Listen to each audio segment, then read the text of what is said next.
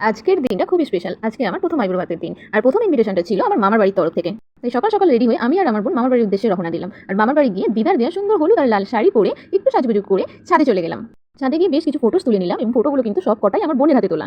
তারপরেই ফটো তোলার পর হঠাৎ করে মনে পড়ে গেল, মানে আইডিয়াটা কিন্তু আমার বোনেরই, যে মামার বাড়িতে একটা খুব সুন্দর পুকুর আছে এবং পুকুরটা মোটামুটি ঘাট টাইপের আছে। তো সেখানে দুজনে মিলে গেলাম এবং সেখানে গিয়ে বেশ কিছু ফটো তুললাম, বেশ কিছু রিলসও বানালাম ওখানেতে। বোন যদিও সেভাবে রেডি না হয়, আমি অনেক রিকোয়েস্ট করাতেও একটাও ফটো তুলতে চাইনি। তারপর মামা এত ডাকাডাকি শুরু করলো যে এবার ফটো তোলা বন্ধ করে দুজনে চলে গেলাম এবং তারপর গিয়ে দেখলাম যে দিদা সুন্দর করে থালা সাজিয়ে দিয়েছে খাওয়ার জন্য। তো ওখানে অনেক ভিডিওস করার ছিল, ফটোস তোলার ছিল, কিন্তু সেভাবে তোলা হয়ে ওঠেনি যেহেতু দুজনকে একসাথে খাবার দিয়ে দেওয়া হয়েছিল। তো সেভাবে সময় হয়ে ওঠেনি এইসব করার জন্য। তো আজকের ভিডিও এই পর্যন্তই।